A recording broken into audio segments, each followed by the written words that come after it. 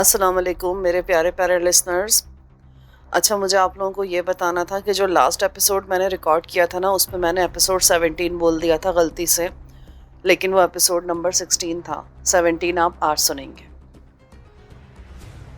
اس ملاقات کے چند گھنٹوں بعد سیاہ رنگ کی ایک گاڑی سوامی جی کے مندر کے سامنے آ کر رک گئی. اس گاڑی میں 3 آدمی سوار تھے. گاڑی کے اندر تاریکی تھی جس کی وجہ سے ان کے چہرے نہیں دیکھے جا سکتے تھے. گاڑی رکنے کے بعد چلانے والا دروازہ کھول کر باہر آ گیا اور بے مقصد ادھر ادھر ٹہلنے لگا، جبکہ پچھلی سیٹ پر بیٹھے 2 آدمی وہیں بیٹھے رہے. اس وقت سڑک بالکل ویران تھی. آس پاس مکانات بھی نہیں تھے. مندر کے احاطے میں بھی گہری خاموشی اور تاریکی چھائی ہوئی تھی. گاڑی چلانے والے نے فٹ پاتھ پر پڑے ہوئے ایک پتھر کو ٹھوکر ماری. پتھر اڑکتا ہوا دور چلا گیا. وہ شخص بھی اس پتھر کے تعاقب میں گاڑی سے دور ہٹ گیا تھا. اس کی گاڑی سے دور ہٹتے ہی گاڑی میں بیٹھے ہوئے دونوں آدمیوں نے گفتگو شروع کر دی. تو اس کا مطلب یہ ہوا کہ کرم چند نے کچھ بھانپ لیا ہے. ان میں سے ایک نے سگریٹ جلاتے ہوئے کہا، ہاں. دوسرے نے اس کی تائید کی. ایسا لگتا ہے جیسے وہ کھٹکا ہوا ہے. اسے خطرے کا احساس ہو گیا ہے، پر اسے یہ نہیں معلوم کہ خطرہ کس طرف سے اس کے پاس آ رہا ہے. اس کے علاوہ ان دونوں آدمیوں نے بھی بری طرح اسے تنگ کر رکھا ہے. ان دونوں کے متعلق تو کچھ بتاؤ. ان میں سے ایک کا نام عبدل ہے اور دوسرے کا داور. آج کی میٹنگ میں داور آیا تھا.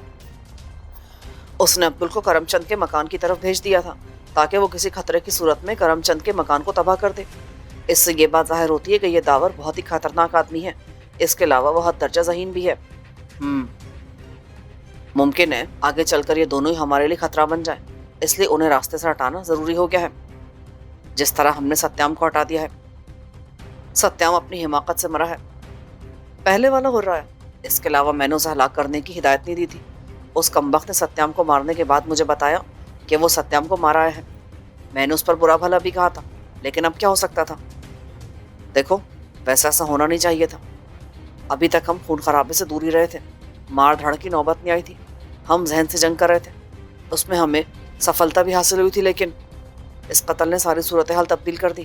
ایسا نہیں ہونا چاہیے تھا. اور اب تم 2 اور آدمیوں کو ہلاک کرنے کی بات کر رہے ہو. یہ قتل و غارت گری اپنی لائن نہیں ہے. میں اس قسم کی چیزوں سے بہت دور رہنا چاہتا ہوں. ٹھیک ہے، ہم اس موضوع پر بعد میں بات کریں گے. پہلے والے نے دوسرے کے شانے پر تھپکی دی. مارلو کو بمبئی سے بلایا گیا تھا. وہ ایک پیشہ ور قاتل تھا. اس کے حساب میں اتنے قتل لکھے تھے جن کی گنتی بھی اسے یاد نہیں تھی. اس کے بارے میں کہا جاتا تھا کہ وہ اتنے ٹھنڈے دل و دماغ سے قتل کرتا ہے جیسے قتل نہ کر رہا ہو بلکہ چائے پی رہا ہو. کوئی غصہ نہیں، کوئی ہیجان نہیں. قتل کرنا اس کا پیشہ تھا. اس سے کام لینے والے جانتے تھے کہ اسے ایک معقول رقم دے دی جائے اور آدمی کا نام بتا دیا جائے جس کو قتل کرانا مقصود ہو، تو اس کے بعد کسی قسم کی کوئی فکر نہیں رہتی. مارلو باقی حالات خود ہی سنبھال لیتا ہے. وہ اپنے شکار کو پاتال سے بھی ڈھونڈ نکالتا ہے. ایک دن پہلے اس کے نام پونا سے کسی نے 20,000 کی رقم بھیجی تھی اور داور کا نام لکھ دیا تھا، اور صرف اتنا بتایا تھا کہ داور آج کل پونا آیا ہوا ہے. بس اس سے زیادہ مارلو کو اور کچھ نہیں چاہیے تھا. اسے رقم مل گئی تھی اور شکار کا نام بھی معلوم ہو گیا تھا. شہر کا نام معلوم ہو گیا تھا. داور تو ویسے بھی اس کے لیے خوشگوار شکار ثابت ہوتا. وہ ویسے بھی بہت دنوں سے داور سے اپنا حساب چکانے کی فکر میں تھا. بہت دنوں پہلے داور نے ایک موقع پر بہت بری طرح اسے زخمی کر دیا تھا. مارلو کے لیے اتنی بات بہت تھی. اگر اسے 20,000 نہ ملتے تب بھی وہ داور کو ہلاک کرنے کی قسم کھا چکا تھا، لیکن اب تو اسے پیسے بھی مل گئے تھے. رقم بھیجنے والے نے اپنا نام نہیں بتایا تھا. مارلو کو اس کا نام جاننے کی ضرورت بھی نہیں تھی. اسے اشارہ مل گیا تھا. اس نے اپنا آزمودہ پستول جیب میں ڈالا، ایک بریف کیس اٹھایا اور رقم ملنے کے 1 گھنٹے کے اندر ہی پونا کے لیے روانہ ہو گیا. پونا آنے کے بعد اس نے بہت تیز رفتاری سے کام کیا تھا. اسے یہ بتا دیا گیا تھا کہ کرم چند اور داور کی ملاقات کسی ویرانے میں ہونے والی ہے. وہ شہر سے باہر جانے والی اس سڑک پر موجود رہا تھا جس سڑک پر ان دونوں کی ملاقات ہونے والی تھی. اس نے داور کے ساتھی کو گاڑی میں جاتے ہوئے دیکھا تھا، لیکن وہ خود وہیں کھڑا رہا. اسے معلوم تھا کہ یہ لوگ لوٹ کر اسی طرف آئیں گے، اور جب وہ لوگ واپسی کے لیے اس کے سامنے سے گزریں گے تو اسی وقت سے وہ ان کا تعاقب شروع کر دے گا. اس نے یہی کیا. اس نے دیکھا کہ وہ گاڑی واپس آ رہی جس پر عبدل اور داور گئے تھے، تو اس نے اپنی گاڑی کا انجن سٹارٹ کیا. یہ گاڑی اس نے ایک سڑک سے اٹھائی تھی. پھر جیسے ان کی گاڑی اس گاڑی کے برابر سے گزری تو اس نے تعاقب شروع کر دیا. اسے یہ دیکھ کر بھی حیرت ہوئی کہ جاتے ہوئے اس گاڑی میں صرف 2 آدمی تھے، لیکن واپسی پر ایک داڑھی والا شخص بھی ان کے ساتھ بیٹھا تھا. لیکن مارلو کو اس کی پرواہ نہیں تھی. اصل بات تو یہ تھی کہ اس کا شکار اس کے سامنے تھا. اس نے دیکھا کہ عبدل نے گاڑی ایک کنارے پر کھڑی کر دی ہے. پھر وہ تینوں اس گاڑی سے باہر آ گئے. مارلو نے بھی یہی کیا. उसने बड़ी होशियारी के साथ उन तीनों का ताक़ुब शुरू कर दिया। उसने जेब में हाथ डालकर पिस्तौल पर अपनी गिरफ्त मजबूत कर ली थी। उसका ख्याल था कि रास्ते में दावर को हलाक करके अपना काम ख़त्म कर लेगा, उसके बाद बम्बई वापस हो जाएगा। ये मुहिम उसके लिए बहुत आसान साबित होने वाली थी, लेकिन ऐसा हो नहीं सका। रास्ते भर उसकी बदकिस्मती उसके साथ लगी रही। उसे दावर पर गोली चलाने का मौका नहीं मिल सका। कोई ना कोई गाड़ी उसके आड़े आ जाती, या वो तीनों चलते चलते इस तरह पोजीशन बदल लेते कि मार्लो के लिए गोली चलाना मुश्किल हो जाता। वो उस वक्त दावर के साथी और उस दाढ़ी वाले आदमी को हलाक नहीं करना चाहता था। उन दोनों के लिए उसे कोई मुआवजा नहीं दिया गया था, मुआवजा सिर्फ दावर के लिए दिया गया था। उसने देखा कि दाढ़ी वाला और उसका साथी दावर से अलग होकर एक तरफ चले गए, जबकि दावर उसी जगह खड़ा रहा। मार्लो के लिए ये बहुत अच्छा था, वो दावर को ठिकाने लगा सकता था। उसने जेब से पिस्तौल निकाला, लेकिन उसी वक्त सामने से एक गाड़ी आती दिखाई दी और वो फौरन उस दरख्त की आड़ में हो गया जहाँ पहले छुपा हुआ था। वो गाड़ी सुस्त रवि से चलती हुई उसके सामने से गुजरी, फिर आगे चलकर रुक गई। मार्लो को उस गाड़ी वालों पर गुस्सा आने लगा। उन कमबख्तों को भी इसी वक्त टपकना था, जाने क्यों उन्होंने गाड़ी रोकी थी। मार्लो को इस बात का खदशा था कि कहीं इतनी देर में दावर निकल ना जाए। गाड़ी फिर आगे बढ़ गई।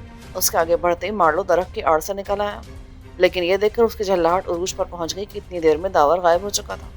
उसने इधर उधर नजरें दौड़ाई, लेकिन दावर कहीं दिखाई नहीं दिया। मार्लो से एक बहुत बड़ी हिमाकत सरजद हो चुकी थी।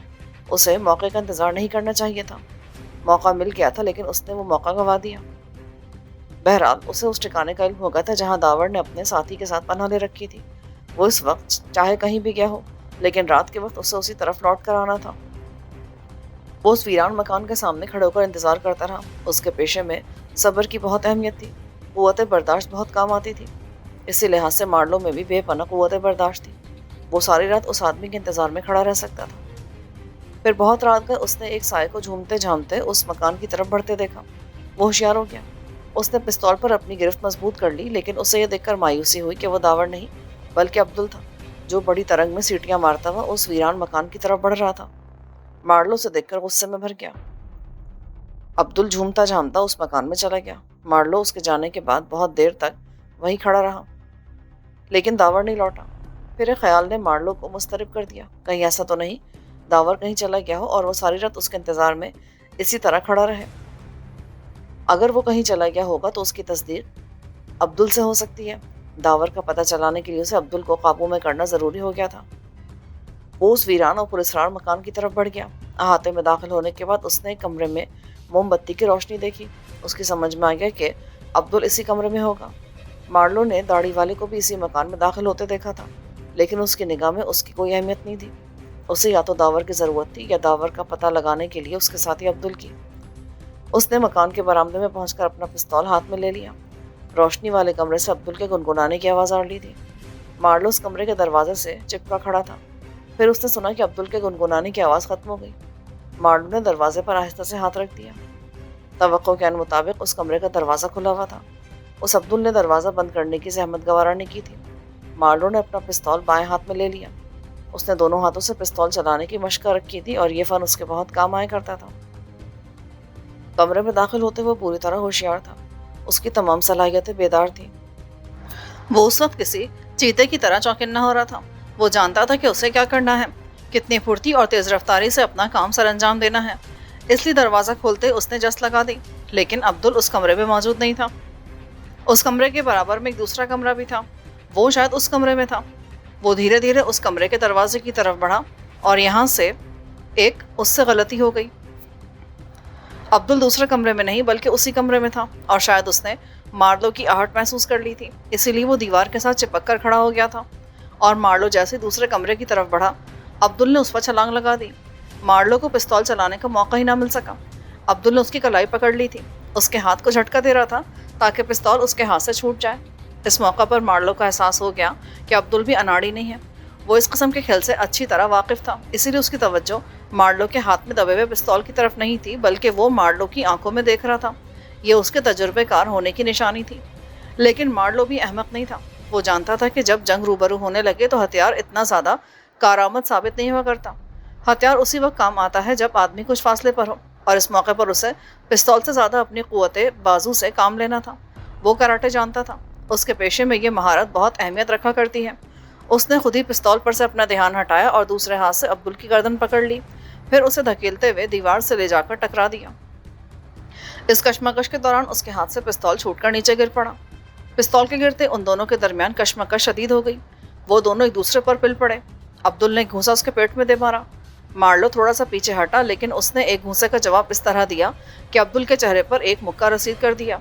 फिर एक लात उसके सीने पे जड़ दी। अब्दुल लड़खड़ाता हुआ दीवार से जा लगा। मार्लो फिर अपने पिस्तौल की तरफ लपका। सब कुछ होने के बावजूद उसके अंदर एक खराबी ये थी कि वो ज़्यादा देर तक हाथापाई नहीं कर सकता था, क्योंकि वो कॉन्टैक्ट लेंसेज इस्तेमाल करता था और लड़ाई के मौके पर लेंसेज उसके लिए दुश्वारियां पैदा कर दिया करते थे। अब्दुल ने उस पर फौरन छलांग लगा दी, लेकिन इतनी देर में मार्लो झुकाई देकर दूसरी तरफ निकल गया। उसने एक झटके से पिस्तौल उठा भी लिया, लेकिन ठीक उस वक्त उसके सर पर कयामत से टूट पड़ी। इस हंगामे में उसके तस्वुर में भी नहीं आ सकता था कि कोई और भी उस कमरे में आ सकता है, और आने वाला दावर था, जिसने कमरे में होने वाली जंग की आवाज़ें बाहर से सुन ली थी और बहुत मोहतात होकर कमरे में चला आया था। जंग का पासा मार्लो के हक में पलटने वाला था, क्योंकि मार्लो पिस्तौल उठाने में कामयाब हो गया था, लेकिन उसी वक्त दावर ने उस पर हमला कर दिया। उसने मार्लो के लिए पिस्तौल इस्तेमाल नहीं किया, बल्कि पहले तो उसके सर पर एक जोरदार घूंसा मारा, और जब वो चकरा कर लपका तो दूसरा घूंसा उसके चेहरे पर रसीद कर दिया। इस ज़रब ने मार्लो की आंखों में पड़े हुए एक लेंस को तोड़ दिया और उसकी किरचियाँ उसकी आंखों में उतर गईं। वो बुरी तरह चीखने लगा। उसकी आंख से खून बहने लगा। चीखते चीखते वो तड़पा और फिर फर्श पर गिर पड़ा। उसने अपनी गर्दन एक तरफ डाल दी। वो बेहोश हो चुका था। दावर ने बेहोश पड़े हुए मार्लो के जिस्म पर एक ठोकर मारी। उसकी आंख से अभी तक खून बह रहा था। साला बहुत जीता आदमी मालूम पड़ता है। भैंस के माफिक लड़ा था अपन से, पर उस्ताद ये है कौन? अपन को तो ससुराल वाला दिखाई देता है। साला ससुराल का लोग भी इसी तरह ठुकाई करता है। अगर तुम नहीं आता ना बॉस, तो ये साला अपन की छुट्टी कर देता। कमरे का दरवाजा खुला और रघुनाथ अंदर दाखिल हुआ। वो इस हंगामे को सुनकर अपने तहखाने से यहाँ आया था। साला तुमको भी चैन नहीं है क्या? अब तुम काय को आए लाए? तुमको किसने बुलाया? अब्दुल ने उसकी तरफ देखते हुए कहा, कौन है ये? कहाँ से आया? रघुनाथ ने पूछा। ये मार्लो है, बम्बई में रहता है। तुम इसको जानता है बॉस? अब्दुल ने हैरान होकर दावर से पूछा। हाँ, एक बार पहले मेरा इससे टकराव हो चुका है। ये एक पेशावर कातिल है। ओह, मैं समझ गया। रघुनाथ ने गहरी सांस ली। करमचंद की तंजीम कभी कभी इससे काम लिया करती है। बहुत मुमकिन है कि तुम दोनों को हलाक करवाने के वास्ते करमचंद ने इसको मुकर्रर किया हो। अगर ऐसी बात है तो आज की रात करमचंद की जिंदगी की आखिरी रात होगी। मैं अब इस खेल को ख़त्म करना चाहता हूँ। दावर गुर्रा कर बोला, बॉस, इसकी आंख और कान से नलके का माफिक खून बह रहा है। साला पूरा फर्श रंगीन हो जाएगा। तुम्हारे पास टेप है? अपन सारा टेप का क्या करेंगे? वैसे रुमाल है। ठीक है, वही रुमाल इसकी आंखों के गिर्द बांध दो और थोड़ा सा कपड़ा से कान में ठूंस दो। इस तरह खून बंद हो जाएगा। तुम वाकई बहुत ठंडे पित्ते के आदमी हो। मैंने तुम्हारे मिजाज का आदमी आज तक नहीं देखा। ये सब करना पड़ता रघुनाथ। खैर, तुम तहखाने में जाओ। हम लोग इसको लेकर इसी समय करमचंद के पास जा रहे हैं, और तुम बहुत ही मोहतात रहना।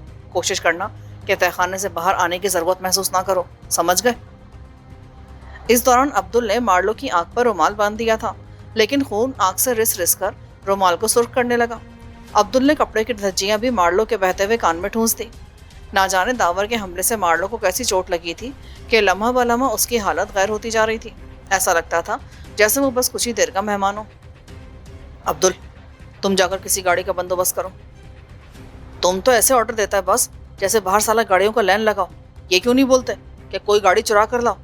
अपन साला अक्खा पूना में गाड़ी चोर मशहूर हो जाएगा। साला जो देखेगा ना अपने को पत्थर मारेगा। अच्छा अच्छा, जाओ। इस शहर की हर गाड़ी अपनी है, कोई खटारा मत उठा लाना।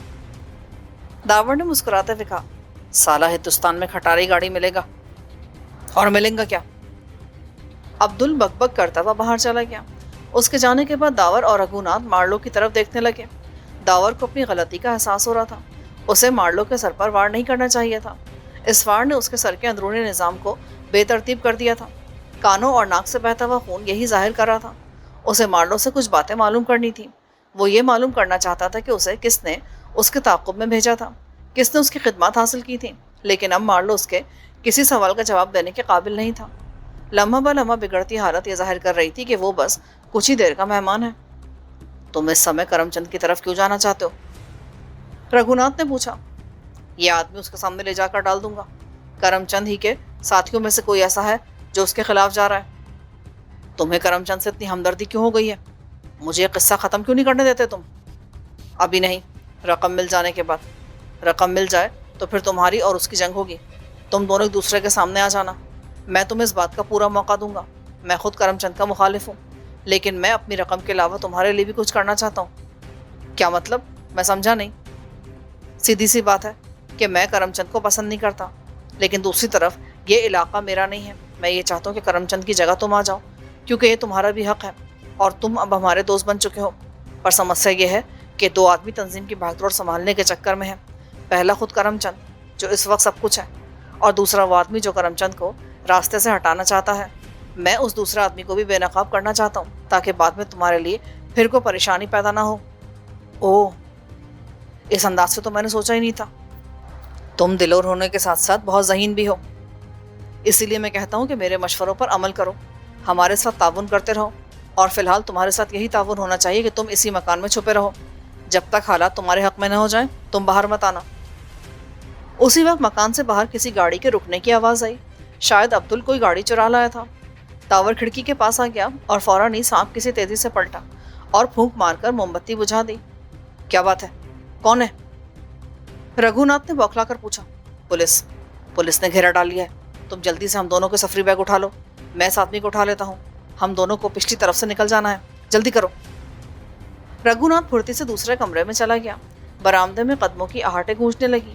داور نے بے ہوش مارلو کو اٹھا کر اپنے کندھے پر لاد لیا اور دوسرے ہاتھ میں پستول لے لیا۔ اس دوران رگھو ناتھ بھی دونوں سفری تھیلے لے کر داور کے پاس آ گیا تھا۔ انہیں اس بات کا اطمینان تھا کہ اندھیرے کی وجہ سے انہیں دیکھا نہیں جا سکے گا، لیکن وہ لوگ اگر باہر سے کسی قسم کی روشنی اندر ڈالتے تو وہ بڑی آسانی سے نگاہوں میں آ سکتے تھے۔ وہ دونوں برابر والے کمرے کے دروازے سے اندر آ گئے۔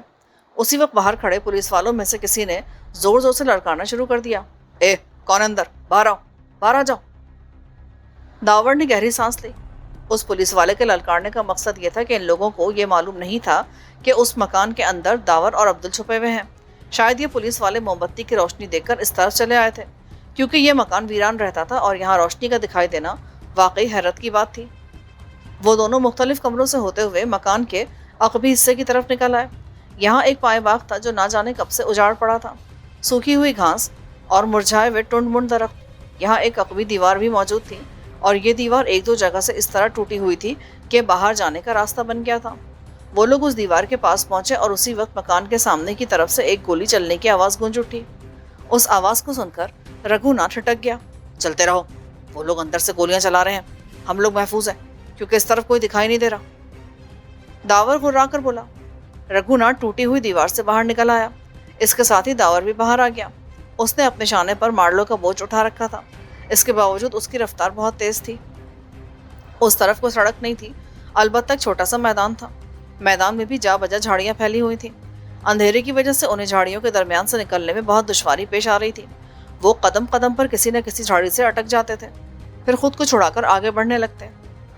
داور کو اندازہ نہیں تھا کہ وہ دونوں اس طرح کس طرف جا رہے ہیں۔ پھر یہ علاقہ اس کے لیے اجنبی تھا، جبکہ رگھو ناتھ اس علاقے سے واقف تھا۔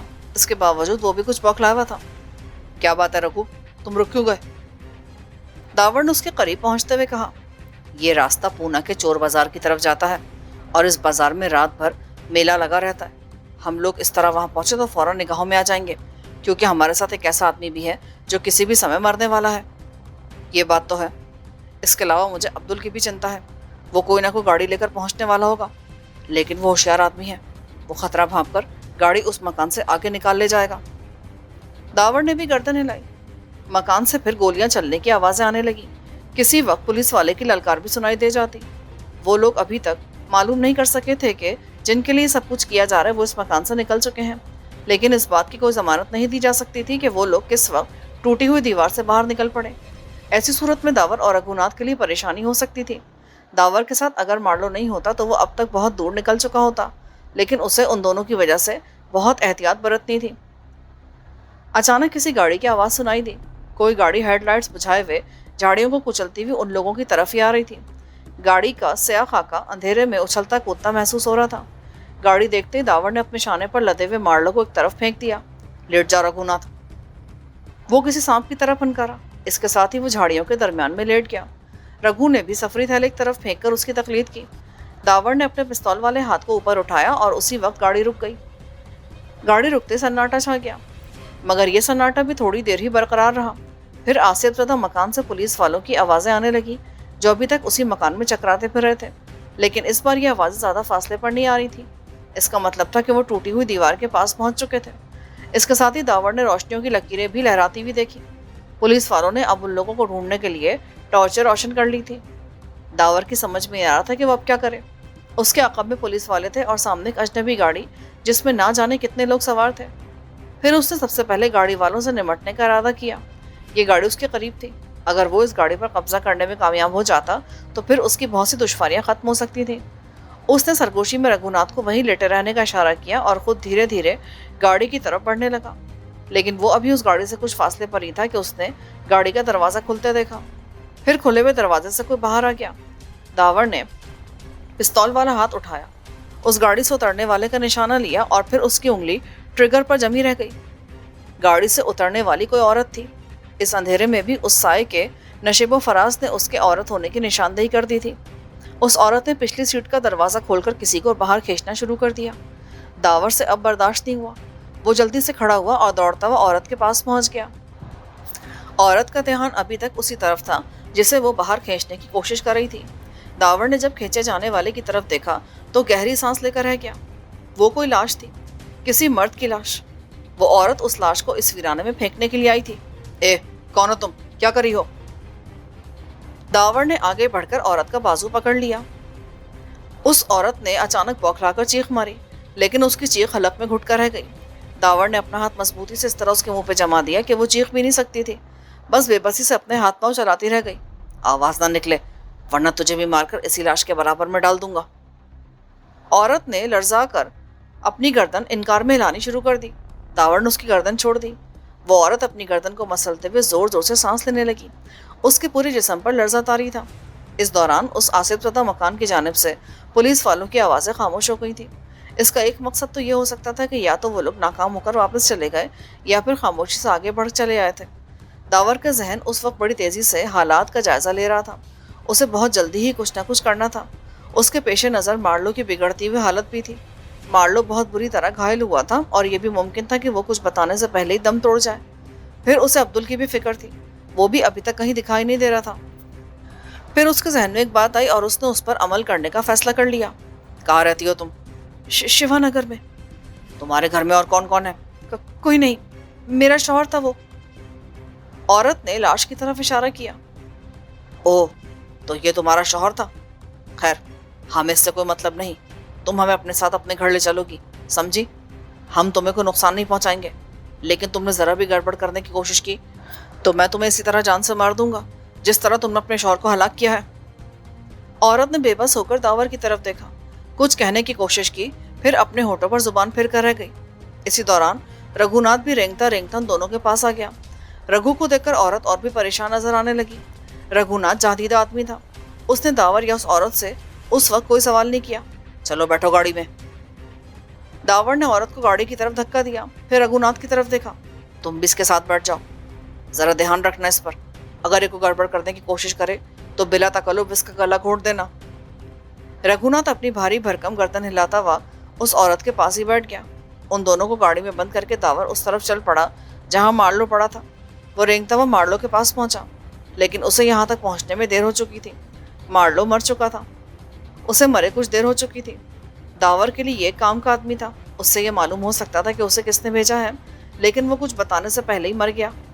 داور شانے جھٹک کر دوبارہ گاڑی کی طرف بڑھ گیا۔ اسے اب عبدل کی فکر تھی جو ابھی تک واپس نہیں آیا تھا۔ آصف زدہ مکان کی طرف سے بھی خاموشی تھی، کہیں ایسا نہ ہو کہ عبدل پولیس کے ہتھے چڑھ گیا ہو۔ اگر ایسا ہوا تو پھر داور کے لیے پریشانیاں زیادہ بھی ہو سکتی تھیں، لیکن اس کی یہ پریشانی بھی عورت کی گاڑی تک پہنچنے سے پہلے ہی ختم ہو گئی۔ ابھی وہ گاڑی تک پہنچا ہی تھا کہ اندھیرے کی چادر کسی گاڑی کی ہیڈ لائٹ سے تار تار ہو گئی۔ کار کی دونوں بتیاں بھی 2 بار جلی اور بجھ گئیں۔ یہ خاص قسم کا اشارہ تھا جو عبدل اور داور کے درمیان طے تھا۔ اس اشارے کو دیکھ کر داور کے ہونٹوں پر عجیب سی مسکراہٹ رنگ گئی۔ عبدل نے اس موقع پر ذہانت کا ثبوت دیا تھا۔ اسے معلوم ہو گیا تھا کہ اس مکان کے سامنے والے حصے میں گڑبڑی ہو گئی ہے، اسی لیے وہ گاڑی کو لے کر پچھلے حصے کی طرف آ گیا تھا۔ داور نے اس کے اشارے کے جواب میں خود بھی اسی قسم کا اشارہ دیا۔ یہ اشارہ اس نے عورت کی گاڑی میں بیٹھ کر دیا تھا جو رگھوناتھ کے برابر میں بڑی سہمی ہوئی بیٹھی تھی۔ رگھو نے ابھی تک شاید اس عورت سے کچھ بھی نہیں کہا تھا، لیکن اس کے خوفناک حلیے نے عورت کو وحشت زدہ کر رکھا تھا۔ روشنیوں کے گل ہو جانے کے بعد اس میدان میں پہلے جیسی تاریکی چھا گئی۔ داور نے اسٹیئرنگ سنبھال لیا اور اس کی نگاہیں سامنے میدان کی طرف لگی ہوئی تھی۔ کچھ دیر بعد اندھیرے سے ایک حفلہ اس گاڑی کی طرف آتا دکھائی دیا جس میں وہ تینوں بیٹھے تھے۔ داور نے پہچان لیا، وہ عبدل تھا۔ وہ اکیلا چلا آ رہا تھا، اس کے آس پاس بھی کوئی نہیں تھا۔ اس کے باوجود کوئی نہ کوئی گڑبڑ ضرور تھی۔ عبدل نے اپنے چلنے کے انداز سے اس گڑبڑ کا احساس دلایا تھا۔ اس نے یہاں بھی اپنی ذہانت کا استعمال کیا تھا۔ اس کی چال معمول کے مطابق نہیں تھی۔ رگھوناتھ آنے والا ہے تو عبدل ہی، لیکن اس کے ساتھ کوئی گڑبڑ ہوئی ہے۔ کیسی گڑبڑ؟ عبدل تو مجھے بھی آتا دکھائی دے رہا ہے۔ ہوشیار، داور نے آواز لگائی۔ اس کے ساتھ ہی اس نے جھٹکے سے گاڑی آگے بڑھا دی۔ اس نے اپنے برابر والا دروازہ کھلا رکھا تھا، جبکہ پچھلی طرف کے دونوں دروازے بند تھے۔ گاڑی 60 میل کی رفتار سے کسی راکٹ کسی تیزی سے عبدل کی طرف بڑھی۔ عبدل ٹھٹک کر اپنی جگہ کھڑا ہو گیا۔ اس نے اپنے دونوں ہاتھ اوپر اٹھا لیے، پھر داور کی گاڑی کی رفتار کو کم کیے بغیر گاڑی کو اس کے برابر سے نہ صرف گزار کر لے گیا، بلکہ اس نے اسی جھٹکے سے دوسری طرف جھک کر عبدل کو گاڑی میں کھینچ بھی لیا۔ یہ ایک انتہائی خطرناک مظاہرہ تھا، ایک ایسا مظاہرہ جس کو دیکھ کر رگھوناتھ بھی اپنی جگہ سے اچھل پڑا، جبکہ اس کے ساتھ بیٹھی عورت کی کھڑکی بن گئی تھی۔ یہ ایک ایسی حرکت تھی کہ ذرا سی غلطی نہ صرف عبدل کی جان لے سکتی تھی، بلکہ گاڑی بے قابو ہو کر الٹ بھی سکتی تھی۔ وہ گاڑی بری طرح لہرا بھی گئی تھی، لیکن عبدل کو گاڑی میں گھسیٹ لینے کے بعد داور پھر اسٹیئرنگ کی طرف متوجہ ہو گیا اور اسی وقت گولیاں چلنے لگیں۔ گولیاں اس راکٹ نما گاڑی کے جسم سے ٹکرا کر اچٹ گئی تھیں۔ داور کا اندیشہ درست ثابت ہوا تھا۔ داور کی نگاہیں سامنے جمی ہوئی تھیں۔ اسے نہیں معلوم تھا کہ اس کی گاڑی کس بری طرح اچھل رہی ہے، کتنی لہرا رہی ہے اور راستے میں کیسے کیسے پتھر اور جھاڑیاں آ رہی تھیں۔ بس وہ اپنی کار کو اڑائے لیے چلا جا رہا تھا۔ گولیاں کچھ دیر تک برستی رہیں، پھر ان کی شدت میں کمی آئی۔ بالآخر ان کا سلسلہ ختم ہو گیا۔ ان کی گاڑی اب میدان کو عبور کر کے ایک سڑک پر آ گئی تھی اور اس سڑک کے کنارے بنے ہوئے مکانات خاموشی میں ڈوبے ہوئے تھے۔ اس سڑک پر پہنچ کر داور نے کار کی رفتار بھی کم کر لی۔ ناممکن، حیرت انگیز، میں سوچ بھی نہیں سکتا تھا کہ کبھی ایسا بھی ہو سکتا ہے۔ تم نے تو کمال کر دیا، رگھوناتھ نے کہا۔ اپن کا باس اسی مافک کمال کرتا ہے۔ اپن کا بھی 14 طبق اجالے میں آ گیا تھا۔ اپن نے سمجھا استاد نے اپن کی چھٹی کر دی، پرنتو اپن کے مستق میں نہیں تھا کہ استاد اس طرح اپن کو گاڑی میں کھینچ لیں گا جیسے آٹے کی بوری کو کھینچتا ہے۔ اپن سالہ بالکل ہی بوم چک بوم بن کے رہ گیا۔ اسی لیے اپن یہ بھی نہیں پوچھتا ہے کہ یہ سالہ گاڑی کدھر سے آئے لا اور یہ چھوکری کدھری سے ٹپکا ہے۔ ماں قسم اپن کچھ نہیں پوچھے گا۔ اپن کو پوچھنے کے لیے کچھ مغج میں ہی نہیں آ رہا۔ اے عبدل، تم سالہ تو کچھ بھی نہیں پوچھتا، لیکن اپن سالہ پوچھتا ہے کہ تیرے ساتھ کیسا لفڑا ہو گیا تھا۔ داور مسکرا کر بولا، استاد تم سالہ بہت زبردست آدمی ہے۔ تم کو کیسے معلوم ہوا کہ اپن کے ساتھ کوئی گڑبڑ ہو گیا ہے؟ سیدھی سی بات ہے، میں تمہارے چلنے کے انداز سے واقف ہوں، لیکن اس وقت تم کچھ لڑکھڑا کر چل رہے تھے۔ ایسا لگتا تھا جیسے تم کچھ پریشان ہو۔ تمہارے کو اسٹوری سنانا پڑے گا باس، پرنتو اس سمے ہم لوگ کدھر کو جا لے رہا ہے؟ ارے یہ تو میں بھول ہی گیا۔ داور چونکا، پھر اس نے گردن گھما کر عورت کی طرف دیکھا۔ چلو اپنے گھر کا راستہ بتاتی جاؤ۔ اسی سڑک پر آگے چل کر ایک چوراہا آئے گا، گاڑی کو اس چوراہے سے دائیں طرف موڑ لینا۔ پھر داور نے عبدل کی طرف دیکھا۔ چلو سناؤ اپنی اسٹوری، کیا ہوا تھا تمہارے ساتھ؟ سالہ کبھی کبھی اپن جیسا بدھیمان آدمی بھی پھنس جاتا ہے۔ سالہ اس کو کیا بولتے ہیں، سیانہ کوا کیا کھائے۔ اب پتہ نہیں یہ سیانہ کوا ہی لوگوں کو کیوں یاد رہتا ہے۔ اس دنیا میں اور بھی تو چالاک جانور بھریلا ہے۔ اب سالہ لومڑی کو ہی دیکھ لو، کہتی کچھ ہے کرتی کچھ ہے۔ بکواس مت کرو، سیدھی طرح بتاؤ ہوا کیا تھا تمہارے ساتھ۔ تمہارے دماغ میں تو ہر وقت کھانے پینے کی باتیں آنے لگتی ہیں۔ بتاتا ہوں باس، اپن سالہ ادھر گاڑی چوری کرنے کا وافق گیا تھا۔ سالہ ایک کھٹارا مل بھی گیا تھا۔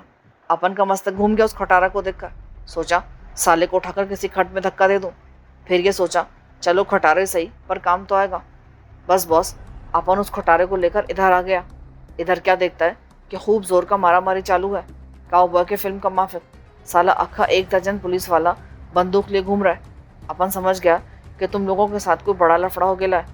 اپن سالہ ادھر سے پھٹنے کی تیاری کر رہا تھا کہ کھٹارا جواب دے گیا۔ اپن اس کھٹارے کو جواب دے کر پیدل ہی بھاگنے کو تھا کہ سالہ پولیس والوں نے آ کر گھیر لیا۔ اپن سچ بولتا ہے باس، اگر پولیس والا 2-4 ہی ہوتا نا تو اپن مار مار کر بھڑکس نکال دیتا، لیکن وہ سالہ پورا 8 آدمی تھا اور سب کے ہاتھ میں بندوق تھا، جس سے اصلی والا گولی نکلتا ہے۔ और आदमी साला टाए टाए फिश हो जाता है। तो बस फिर अपन कुछ नहीं कर सका और वो लोग अपन को घसीटते हुए अपने ऑफिसर के पास ले गए, जो साला एक खड़ूसनुमा आदमी था। उसका नाम डीएसपी मनोहर था। वो साला अपन को गालियां देने लगा। उसने बोला कि तुम साला गजरेला डाकू का साथी है। ये गजरेला डाकू कहाँ से टपक पड़ा? यही तो सारा मामला है बॉस। वो साला लोग तुम्हारे चक्कर में नहीं ऊपर आ रहा था, वो किसी गजरेला डाकू के चक्कर में था। वो डाकू साला किसी जगह से डकैती करके अपने साथियों के साथ भागा था और पुलिस वालों ने उसे इसी मकान की तरफ आते देखा था। इसी वास्ते उस मकान पर अटैक किया था। ओह, तो ये बात है। आखिर मैं भी कहूँ कि पुलिस को हमारे खुफिया ठिकाने का किस तरह पता चल गया? मैंने भी इस डाकू का नाम सुन रखा है, रघुनाथ बोला। ये शख्स पूना में नहीं रहता, बल्कि आसपास के किसी गांव में इसका कयाम है।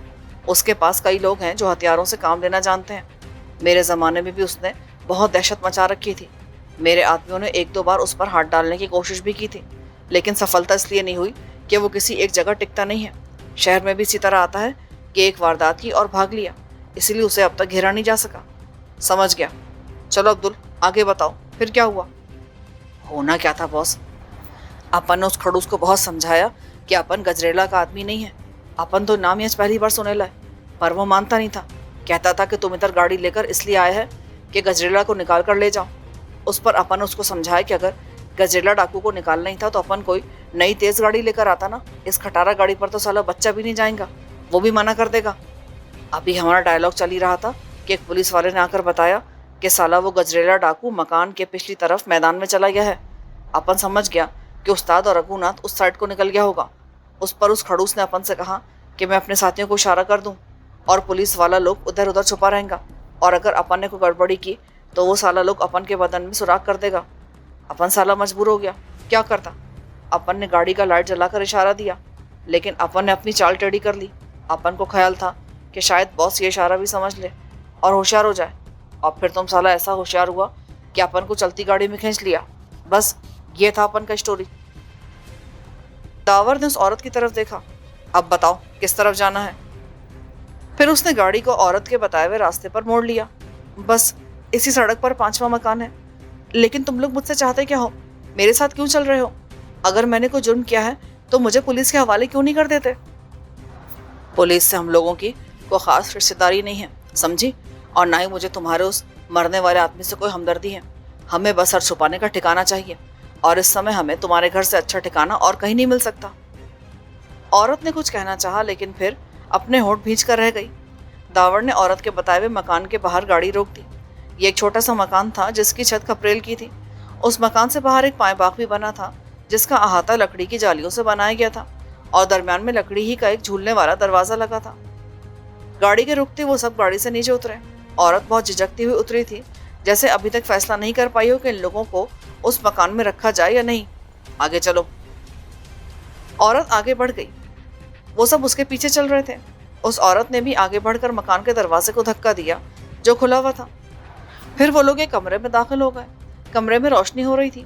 ये एक छोटा सा कमरा था।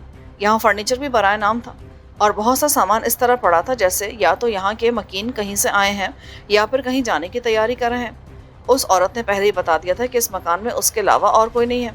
चलो बैठ जाओ सामने और साफ साफ बता दो कि चक्कर क्या है। दावर ने एक सोफे की तरफ इशारा किया। इस बात का अपन को चांस दो बॉस। अपन औरत की हर रख से वाकिफ है। दुनिया का कोई औरत अपन से कोई बात नहीं छुपा सकता। अच्छा, तुम चुप रहो, मुझे पूछने दो इससे। दावर ने अब्दुल को झड़क दिया। मेरा नाम पार्वती है और मैं एक तवाइफ हूँ। सब लोग चौंक कर उसकी तरफ देखने लगे। क्या बात है, तुम लोगों को कोई बात बुरी लगी? मैं खुद को पारसा भी जाहिर कर सकती थी, पर झूठ बोलने से क्या फ़ायदा? यहाँ हम में से कोई भी पारसा नहीं है, दावर ने कहा। हमारा तुम्हारा पेशा मुख्तलिफ नहीं है। फ़र्क सिर्फ इतना है कि तुम जिस्म बेचती हो और हम अपना ज़मीर और एहसास बेचते हैं। मकसद दोनों का एक ही है, यानी पेट की आग बुझाना और अपने आप को जीवित रखना। चलो आगे बताओ। ठीक कहते हो तुम भी मेरी तरह हकीकत पसंद मालूम होते हो। खैर, मैं तुम्हें यह बताना चाहती हूँ कि मैंने जिस शख्स को कत्ल किया है वो मेरा पति था। ये तो कोई नई बात नहीं है। आजकल का औरत अपने शौहर के पीछे पड़ेला है। समझ में नहीं आता कि जब शौहर को मारना ही है तो साला शादी क्यों करता है। अब्दुल दरमियान में बोल पड़ा। मेरी मोहब्बत की शादी थी। हम लोग ख़ानदानी तवाइफे नहीं हैं, लेकिन मजबूरी ने मुझे इस राह पर डाल दिया था। अब तुम लोग ये मत पूछना कि कौन सी मजबूरी थी। मेरा विचार है कि मजबूरी की कोई किस्म नहीं हुआ करती, ये हर एक के साथ एक जैसी होती है, चाहे वो मर्द हो या औरत। मर्दों के साथ हो तो वो तुम जैसे लोग बन जाते हैं, डाकू, स्मगलर और कातिल, और मजबूरी अगर औरत के साथ हो तो वो तवाइफ बन जाती है। वाह, ये तुमने बड़ी अच्छी बात की। तुम्हारी गुफ्तगू ये बता रही है कि तुम सुलझी हुई औरत हो, तुमने शायद तालीम भी हासिल की है। रघुनाथ ने चौंक कर कहा, हाँ, लेकिन ये सब अब ख्वाबो ख्याल हो चुका है। मैं पूना की रहने वाली नहीं हूँ, बल्कि किसी गांव से फिक्र माश में यहाँ आई थी, लेकिन हुआ ये कि तवाइफ बन गई। मेरी तवाइफ बनने की कहानी भी बहुत तवील है, पर मैं सुनाऊंगी नहीं। बहरहाल, तवाइफ बनने के बाद मैंने पूना में रिहाइश इख्तियार कर ली और अपने परिवार वालों को हर माह रकम भेजती रही। उन्हें ये विश्वास दिलाती रही कि उनकी बेटी को बहुत अच्छी नौकरी मिल गई है। एक बात और भी बता दूं कि हम 2 बहनें हैं, मैं और मेरी छोटी बहन मारुति। वो मुझसे इतनी छोटी कि मैंने एक तरह से गोया माँ बनकर उसकी परवरिश की है, और वो भी मुझसे इतना ही प्यार करती है जितना प्यार मैंने उसे दिया है। फिर हुआ यूं कि इसी पूना में मुझे बलराज मिल गया। वो एक ऐसा आदमी था जिसे देखकर मेरी धड़कनें बेतरतीब होने लगी थी। मैं उससे मोहब्बत का इजहार करना चाहती थी, लेकिन कर नहीं सकी, क्योंकि मैं एक तवाइफ हूँ। तवाइफ अपने जिस्म तो दे सकती है, लेकिन अपनी मोहब्बत नहीं दे सकती। ये उल्टा दस्तूर हमारी दुनिया में है। खैर, तो एक दिन बलराज ने मुझसे खुद मोहब्बत का इजहार कर दिया। वो मुझसे शादी करना चाहता था। मैंने उसे समझाने की कोशिश की, उसे बताया कि एक तवाइफ को अपनाने के बाद उसकी ज़िंदगी कितनी दुश्वार हो जाएगी, लेकिन वो मेरी बात ना माना। दूसरी तरफ खुद मेरे मन में भी हर तरह से अपना घर बसाने की आरज़ू थी, इसीलिए हम दोनों ने शादी कर ली। शादी के बाद मेरी ज़िंदगी तो बिल्कुल ही बदल गई। बलराज बहुत मोहब्बत करने वाला पति साबित हुआ। उसने मुझे वो सब कुछ दिया जिसकी कोई भी औरत आशा कर सकती है। मैं अपनी खुशबख्ती पर नाज करने लगी। मैं भी उससे बहुत मोहब्बत करने लगी थी। मेरे बस में जो भी था मैं उसके लिए करती रही। मैंने उसकी बेपनाह खिदमत की। मैंने जब अपने घर वालों को शादी के बारे में बताया तो वही भी सुनकर बहुत खुश हुए थे। ख़ासतौर पर मारुति की खुशी का कोई ठिकाना ना था। उसने मुझे ख़त लिखा कि वो मेरे पास पूना आना चाहती है ताकि जीजा जी से मिल सके। मैंने जब मारुति की इस ख्वाहिश का तस्करा किया तो मेरा पति भी सुनकर बहुत खुश हुआ। फिर हम दोनों ने मारुति को बुला लिया और फिर पार्वती इतना कहकर खामोश हो गई। मेरा विचार है कि यहीं से तुम्हारी कहानी नए मोड़ में दाखिल होती है। दावर ने कहा, हाँ, काश मैं उसे ना बुलाती, काश बलराज और मारुति की कभी मुलाकात ना होती। ज़ाहिर है कि एक मर्द मसले हुए और मुरझाए हुए फूल के मुकाबले में एक ताज़ा शगुफ्ता कली को क्यों सीने से लगाने लगा। बलराज ने भी यही किया। उसने मारुति की तरफ मोहब्बत का हाथ बढ़ा दिया। बलराज ने मुझसे मोहब्बत की थी, फिर ये मारुति कहाँ से आ गई?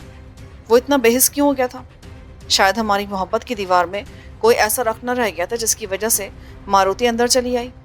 मेरी समझ में नहीं आता था कि उन दोनों में से किससे शिकवा करूं, अपनी बहन से या अपने पति से। बहन को मैंने माँ बनकर पाला था, परवरिश की थी उसकी। दूसरी तरफ बलराज मेरे लिए सब कुछ था। मैंने उसे अपना देवता, अपना भगवान समझ लिया था। फिर क्या हुआ कि ये दोनों ही मेरी मोहब्बत से बरगश्ता हो गए। दोनों ने ही मुझसे बैक वक्त अपना दामन छुड़ा लिया। पार्वती सिसकने लगी। रघुनाथ सोफे से उठकर कमरे में टहलने लगा, जबकि दावर की निगाहें उस औरत पर जमी हुई थी। अब्दुल, जो पहले लाताल्लुक दिखाई दे रहा था, वो भी अब बड़ी तवज्जो और ध्यान से उसकी कहानी सुन रहा था। फिर रघु पार्वती के पास आया और उसके शाने पर थपकी देते हुए बोला, हौसला रखो, हर मर्द एक जैसा नहीं होता। मैंने भी अपने सीने पर एक जख्म खाया है। ये घाव मेरी बेटी का है, और ये घाव मुझे उस आदमी की तरफ से लगा है जिस पर मैंने भी विश्वास किया था, और मेरी बेटी ने भी, लेकिन उसने मेरी बेटी को हलाक करवा दिया। समझ गई? जान ले ली थी उसकी। खैर, तुम आगे बताओ। पार्वती ने अपनी डबडबाई हुई आंखें ऊपर उठाईं, फिर रघुनाथ की तरफ देखा और दोनों हाथों से अपना चेहरा छुपा लिया। अब आगे क्या बोलूं?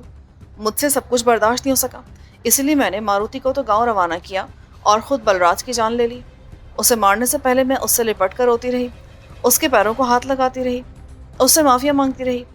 वो भी हैरान हो रहा था कि आखिर आज क्या हो रहा है, मैं ऐसी क्यों हो गई हूँ। फिर मैंने उसे चाय पिलाई।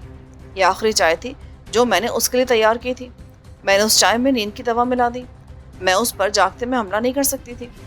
इसका कारण ये नहीं था कि मुझे अपना खौफ था, बल्कि कारण ये था कि मैं उसे कम से कम तकलीफ में देखना चाहती थी। जब वो सो गया तो मैंने उसे हलाक कर डाला। मुझे उस समय बेपनाह अजियत हुई थी। ऐसा लगता था जैसे मैं अपने आप पर वार करी हूँ, लेकिन मेरे पास इसके अलावा और कोई रास्ता नहीं था। बस ये है मेरी कहानी। दावर ने बेचैनी से पहलू बदला। वो उसकी दास्तान सुनकर मुस्तरब हो गया था। वो बुनियादी तौर पर इसी मिजाज का आदमी था, इंतहाई बेरहम और इंतहाई रहमदिल। वो उस औरत के लिए कुछ करने का इरादा नहीं रखता था। उसके यहाँ आने का मकसद ये था कि चंद दिनों के लिए पनाह हासिल कर ली जाए और बस, इसके अलावा और कुछ नहीं। अब तुम लोग मेरे साथ क्या करोगे? क्या तुम मुझे पुलिस के हवाले कर दोगे? हम लोग इस चक्कर में नहीं पड़ते। मैं तुम्हें पहले कह चुका हूँ कि हम भी को पारसा नहीं है, क्योंकि पारसाओं के पीछे पुलिस नहीं लगी होती, लेकिन हमारे पीछे पुलिस लगी है।